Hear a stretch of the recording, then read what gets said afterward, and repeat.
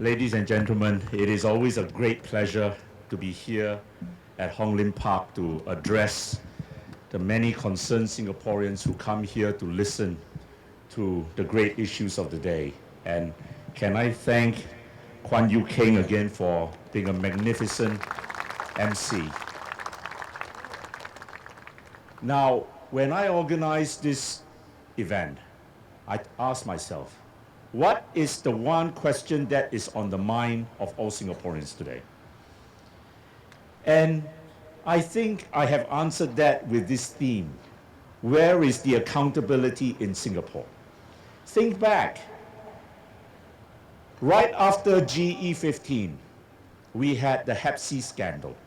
We have had so many scandals since then. And this year, we of course had the tragic death of Aloysius Pang in January. But before his death, there were other deaths of our NS men during training. Now, the lineup of speakers today, starting from Prabhu, Simon, Sivakumar, Brad, all of them have given you many accounts of where there is lack of accountability. I want to address a more theoretical aspect of accountability. And what is accountability at the end of the day? I think if you want one phrase to summarize it, it is a phrase that was popularized by an American president, Harry Truman. The buck stops here.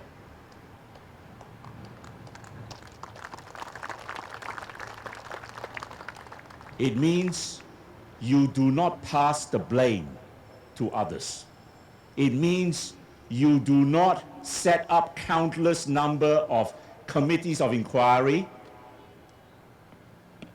finding fault, but the fault never ends with the head. You know, I say this. The PAP have forgotten what one of their own said when he castigated the WP in Parliament some years ago. You will remember this person. He said in Japan, the CEO and the board of directors will call a press conference, take a deep bow, and sometimes even commit harakiri. Do you ever see that in Singapore? I tell you,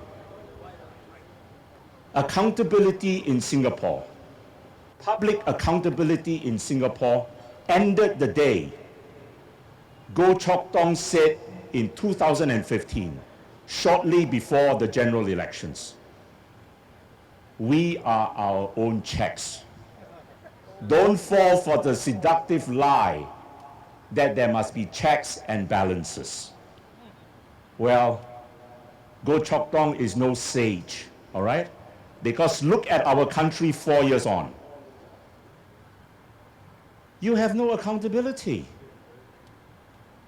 Anytime something happens, the blame is passed on. Also, the latest one, 808,000 identities of blood donors were disclosed for 9 weeks.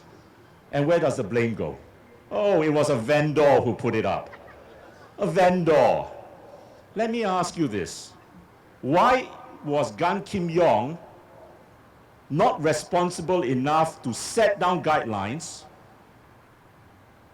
set up the framework to make sure that this thing did not happen? And it has happened once too often. For many of you who are in the shipping industry, and you know, I have practiced shipping law for the better part of my adult life. You will have heard about the ISM code, all right? It's a safety code that came into force almost 2 decades ago. And before then, ship owners like to pass the buck. Whenever anything happened, they'll say, oh, it's not my fault. It's a fault on my employee, all right? And they'll find fault with that employee. And that is very critical in shipping law because you want to break limitation, okay? So when the ISM code came in, an international code, it basically meant that ship owners were going to be always personally liable for any wrongdoing because their employees, they could not hide behind what was known as the corporate entity anymore. They were the alter egos of the company. And it must be like that in our public service. Gan Kim Yong cannot forever say that he's not responsible for this data breach, another data breach. Under his watch, there have been 3 data breaches. The very serious one that happened last year that involved 1.5 million people. The HIV leak that was disclosed only this year, but was known much earlier. And what we learned yesterday about the unlawful disclosure of the identities of the blood donors. And isn't it sad, my friends, that we now live in a country where most of us don't think that there is accountability in government. And how different is that from our private life? You know, every day, a private individual has to be accountable for his or her own actions. If you are a Grab driver, you are accountable because your customers will rate you. You give them poor service, very soon the star ratings will drop. And if you continue to give them bad service, after a while, nobody is going to hire you. The same thing. The same thing for our students. They are held accountable by their grades, by their attendances, by the merits and the awards they are given. And you know, these expensively paid ministers of ours, they like to benchmark themselves to the top 1% earners in society, to the top CEOs. You know, if you are the CEO of a listed company and you perform badly, you are soon going to get sacked. But they like that analogy, but they never get sacked. Yes, they will just say sorry. A public listed company, the CEO will never just be able to say sorry and get away with it. And this is a society we live in today. But how? How did we allow this situation to come about? I suggest it has come about because of 3 factors. 3 factors. 1, because for too many years, my friends, we have allowed the PAP free range and given them a supermajority in Parliament. And that's why they don't see the need to check themselves. And you know what?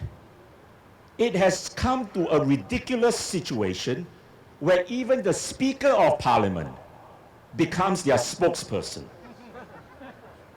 You know, I was astounded last week when Tan Chuan Jin rounded up the debate on the budget. All right? And he was saying that what a fantastic job the government was doing on the budget. It wasn't an election budget. All right? And this is how Singapore has progressed through the years. Ladies and gentlemen, let me remind you again. The Speaker of Parliament is supposed to be neutral. Supposed to be neutral. You know, in England, and you can just switch on to BBC or to Sky News these days, and they show you what happens in the House of Commons. And And you see how neutral John Bercow is, all right? He will even admonish the Conservatives, his own party. He will tell the ministers off. He will send them out of the chamber. You know why? That is neutrality. You know, in England, the Speaker of Parliament, he's always given a very safe seat because when it comes to election time, he does not even campaign. He does not even campaign because he should not be taking the government's side. Yet what did we see in the Bukit Batok by-election?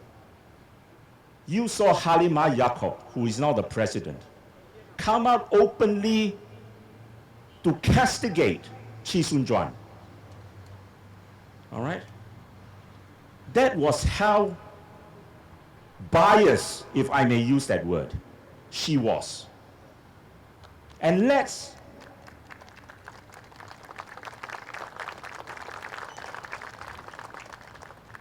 think about the consequences. What if Chee Soon Juan had won the Bukit Batok by-election, had gone into parliament? All right?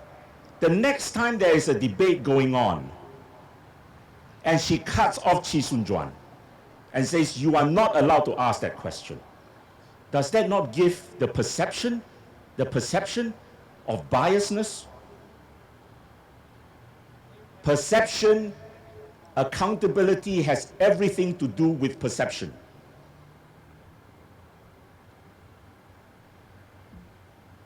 And I tell you, the second reason why accountability is in such a poor state in our public life today, it is because we have a useless president.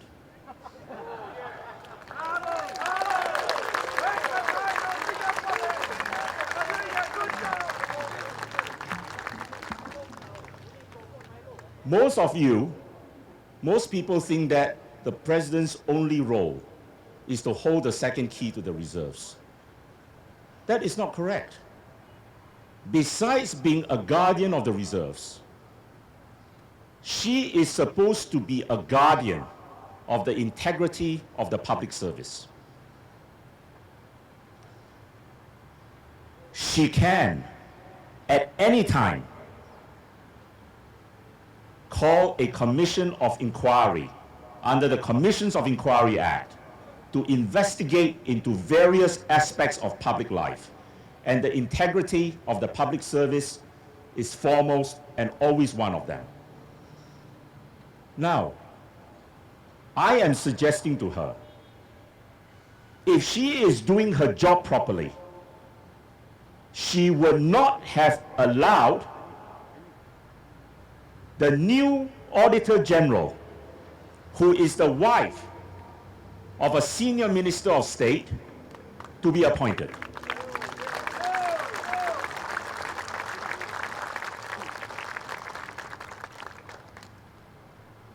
Ridiculous. It was ridiculous listening to Chan Chun Sing in Parliament, trying to justify. All right? Is it any wonder why 96% of the public who took part in the poll conducted by the online citizen, Terry Su, who always does an amazing job, thought that it was a conflict of interest? Hey, you don't need to be a rocket scientist, you don't need to be a genius to know that that is a conflict of interest situation.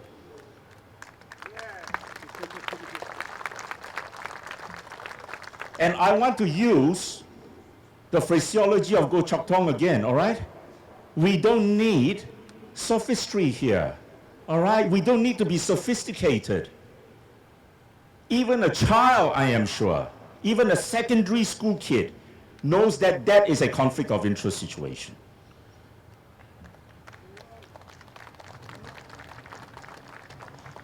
And the third reason why accountability, public accountability, is almost non-existent in our country is because we don't have a free press. We do not have the fourth estate, as the Americans call it. Our state media are nothing more than propaganda broadsheets. for the PAP. You know, when relevant things come out, and of course, I look out for these things because these days I'm representing Lim Tean in the defamation case. All right? When anything major advantages happens to the case for Lee Hsien Loong, you can bet that they will blare the news. But when the news came out that we were countersuing, or Lim Tean was countersuing the Prime Minister, it was hidden away on page B9 of the home section. And I can tell you, ladies and gentlemen, don't be concerned about the result, the court decision that came out earlier this week. This case has a long, long way to go.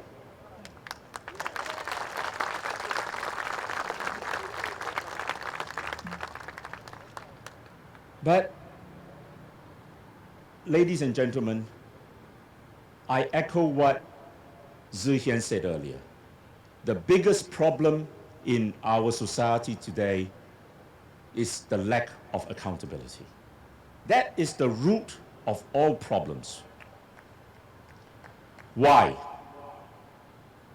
Because public leadership means trusteeship.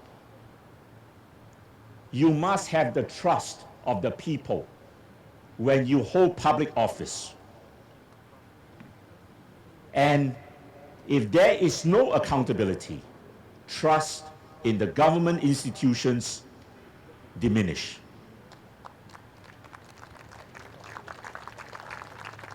And isn't it true? Isn't it true? The PAP used their supermajority in Parliament to ram through constitutional amendments. They affected changes in the way the last president was elected. And what has happened to the presidency today? It has become a joke, a laughingstock. Thank you.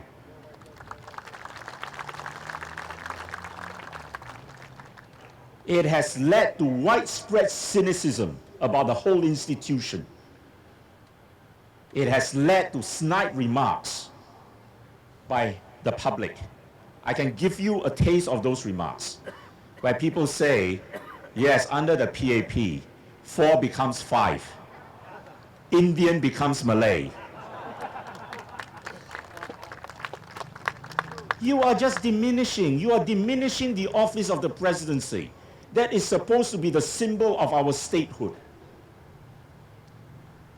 Why? Because you need to win.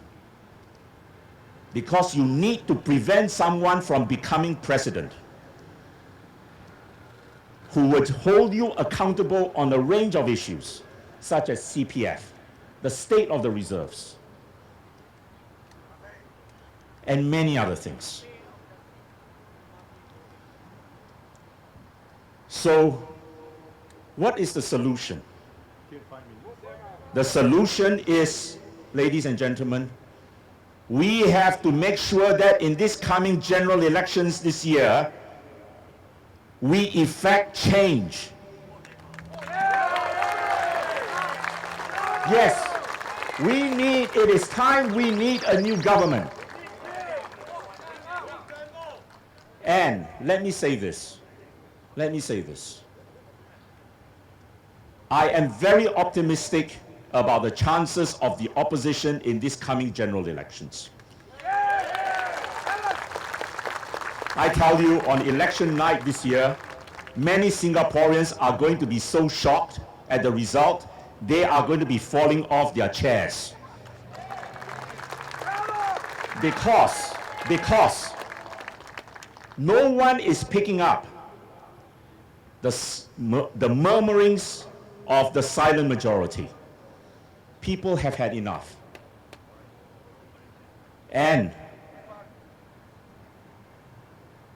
we must all play our part.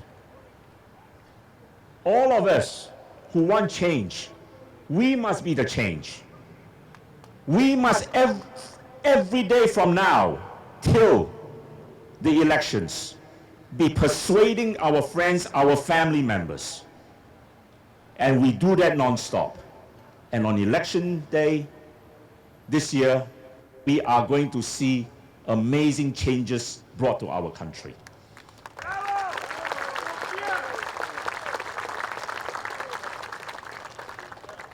And we are going to build a better nation for our next generation than the one we now inhabit. And I think that is the duty of every Singaporean, to leave the next generation with a better country than what we have now. Thank you very much. Thank you.